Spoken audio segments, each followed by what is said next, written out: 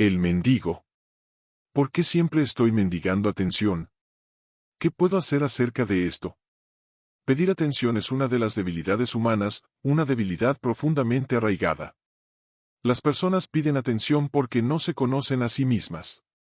Uno solo puede verse la cara en los ojos de los demás, puede encontrar su personalidad en las opiniones de los demás. Lo que los demás dicen tiene una importancia enorme. Si le rechazan, le ignoran, se siente perdido. Si pasas y nadie se fija en ti, empezarás a perder lo que has conseguido reunir, tu personalidad. Es algo que tú has creado. No la has descubierto, no es natural. Es artificial y arbitraria.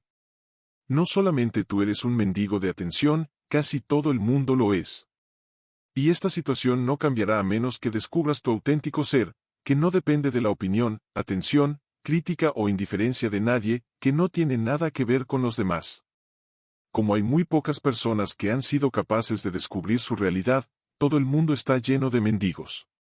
En el fondo todos estáis tratando de que os presten atención, que es el alimento de vuestra personalidad.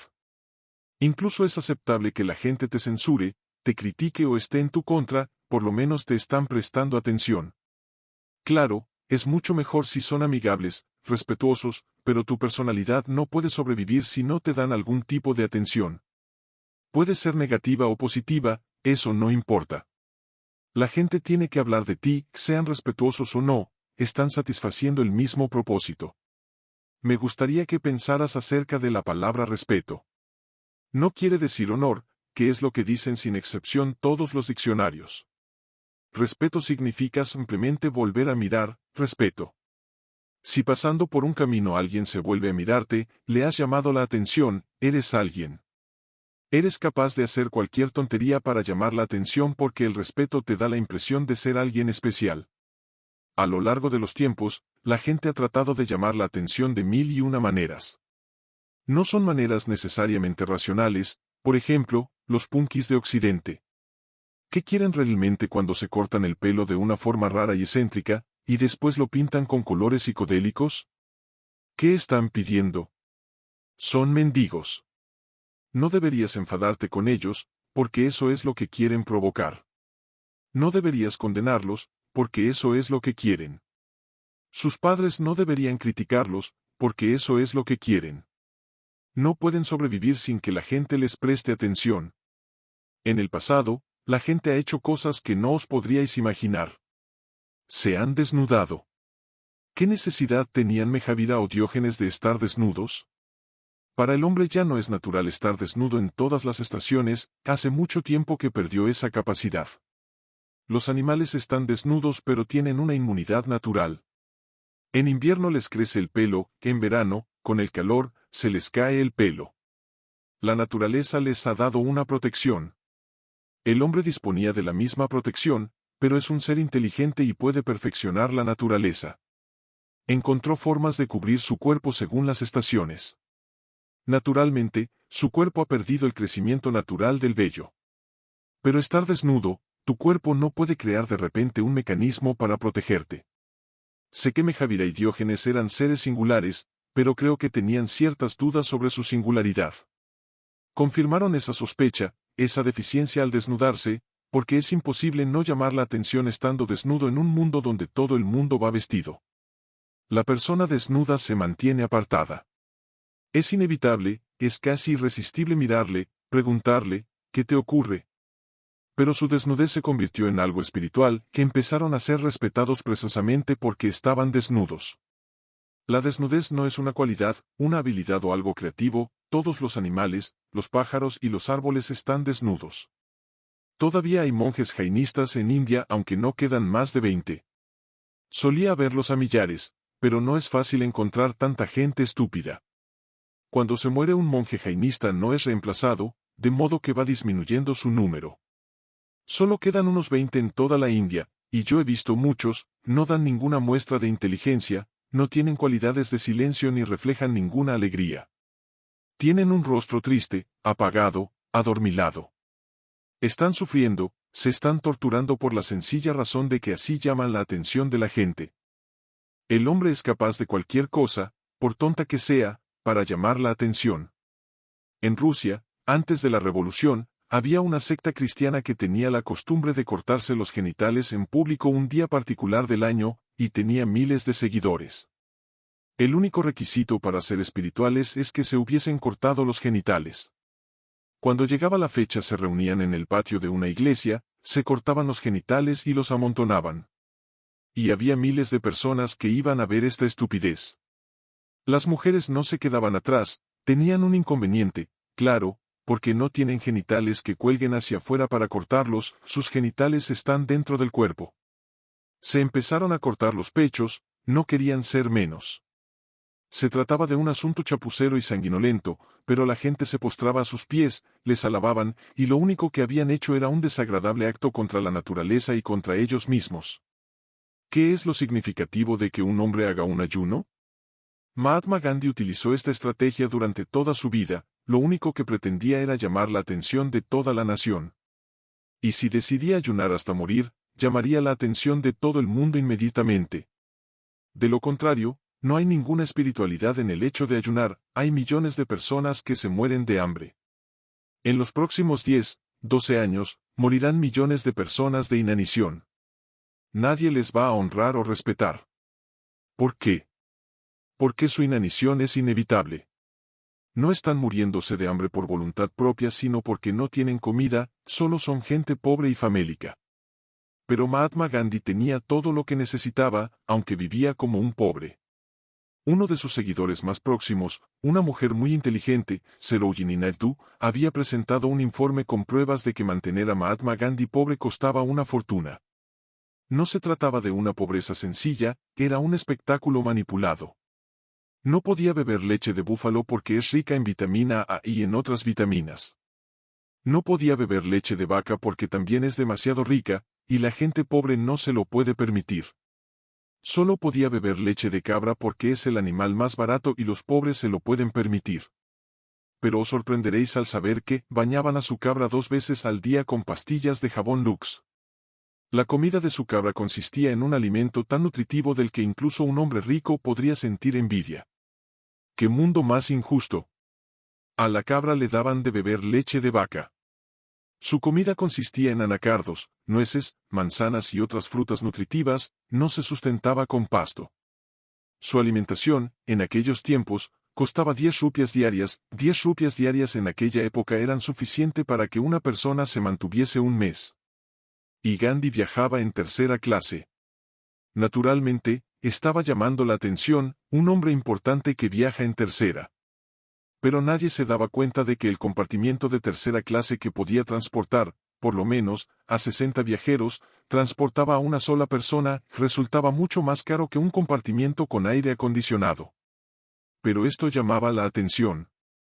Empezó a usar la ropa que usan los campesinos en India, que son el 80% de la población. Como empezó a utilizar ropa de campesino, la parte superior del cuerpo está desnuda, la parte inferior solo va envuelta en un trozo de tela, los pobres de este país empezaron a tenerle mucho respeto y a llamarle Mahatma, el gran espíritu. Pero he estado analizando su vida a fondo. No encuentro un gran espíritu, ni siquiera he encontrado un pequeño espíritu, solo hace política en el nombre de la religión. Sabía perfectamente que en India solo se puede influir por medio de la religión. Cantaba cantos devocionales todos los días, por la mañana y por la noche, pero solo lo hacía para llamar la atención. La atención nutre al ego de una forma desmesurada. Si la religión es atractiva, los políticos fingen ser religiosos. Como necesitan atención, toda su personalidad es falsa. Depende de cuánta gente le sigue, depende del número de personas que están atentas. Es una política de números. El Papa Católico está contra el control de la natalidad y contra el aborto, no porque esté siendo compasivo al decir, es una crueldad absoluta y una violencia, ni porque esté a favor de la vida, toda la actitud católica va en contra de la vida. Entonces, ¿a qué se debe tanta insistencia en que no haya control de la natalidad ni abortos? Porque esta es la única forma de aumentar el número de católicos, y la única forma de que el resto de la gente sea tan pobre que tenga que sumarse al rebaño del Imperio Católico. Ahora que hay tantos huérfanos en India, los católicos tienen una buena oportunidad. Y uno se pregunta, una mujer como la Madre Teresa recibe el premio Nobel, es premiada con doctorados en numerosas universidades hindúes, recibe premios del gobierno hindú. Todo esto porque está cuidando a los huérfanos. Pero nadie sabe que ese cuidado consiste en convertirlos al catolicismo. Naturalmente, la Madre Teresa no puede estar a favor del control de la natalidad. ¿De dónde sacaría a los huérfanos? El cristianismo no puede estar a favor de un mundo rico. Los científicos declaran continuamente que hemos llegado a un punto de progreso tecnológico, donde nadie debería pasar hambre, estar famélico o morir a causa de la escasez de alimentos. Esto no había sido posible con anterioridad, pero ahora los científicos dicen que podemos alimentar con facilidad a 5.000 millones de personas, o incluso más, pero estas voces son silenciadas. Los políticos no les prestan atención porque también están interesados en tener muchos seguidores. Vuestros así llamados líderes religiosos y políticos necesitan llamar la atención, necesitan ver sus nombres y fotos en el periódico continuamente, porque si los periódicos se olvidan de algún nombre durante unos meses, la gente también se olvidará de esa persona. ¿Qué ha sido de Richard Nixon? ¿Dónde estará el pobre diablo? Una vez fue el hombre más importante, el hombre más poderoso de la tierra, y ahora no volverás a oír hablar de él hasta el día que se muera, y solo aparecerá en la tercera o cuarta página de los diarios, en una pequeña columna. ¿Qué les pasa a todos los poderosos? En cuanto la gente deja de prestarles atención, empieza a desaparecer su personalidad. He conocido a muchos líderes políticos de este país. Probablemente en este país haya más exministros, ministros en jefe y gobernadores que en ningún otro. En cuanto se vuelven están acabados.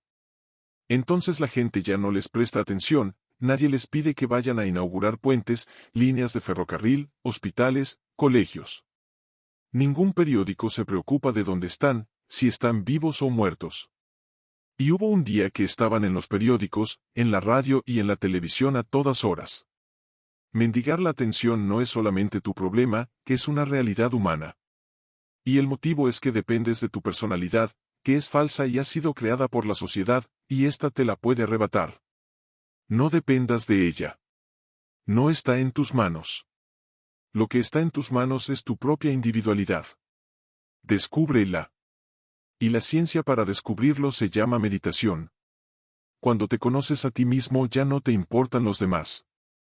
Si el resto del mundo te olvidara, no te importaría, no tendría la menor importancia, o el mundo entero puede conocerte, pero eso tampoco te daría un ego. Sabes que el ego es falso, y depender de lo falso es hacer castillos de arena, sin cimientos. Vuestras personalidades son casi como firmas en el agua. No has terminado de firmar y ya ha desaparecido. Un grupo de madres judías estaban tomando café y jactándose de sus hijos. Una de ellas tenía un hijo de 4 años que ya sabía leer. La otra tenía un hijo de 5 años que ya había salido en la televisión. Entonces habló Becky Goldberg y dijo: pues eso no es nada. ¿Veis a mi Jaimito? Solo tiene 5 años y el otro día se fue solito al psiquiatra. Una mujer de mediana edad le confesó al sacerdote que creía que se estaba volviendo presumida. ¿Qué se lo hace pensar?, preguntó el sacerdote. Porque, replicó la mujer, cada vez que me miro al espejo me siento inspirada por mi belleza. No se preocupe, dijo el sacerdote, eso no es pecado, eso es una equivocación. Hubo una gran reunión de la Sociedad Médica en honor de un otorrinolaringólogo que se iba a jubilar después de 50 años de servicio. De regalo, le dieron una oreja de oro. Se levantó para pronunciar un discurso y tras el aplauso se quedó callado, miró su regalo y dijo: menos mal que no me hice ginecólogo. No dependas de los demás. Sé un ser independiente. Escucha tu voz interna. En el momento en que empiezas a callar y a silenciar tu mente podrás escucharla, no es difícil. Y cuando digo que no es difícil, lo digo con absoluta autoridad, no es difícil. Si me ha sucedido a mí, te puede suceder a ti, no hay ninguna diferencia. Todos los seres humanos tienen en potencia la capacidad de conocerse a sí mismos. Y cuando te conoces a ti mismo nadie te puede arrebatar tu individualidad. Aunque te maten solo matarán tu cuerpo, no a ti.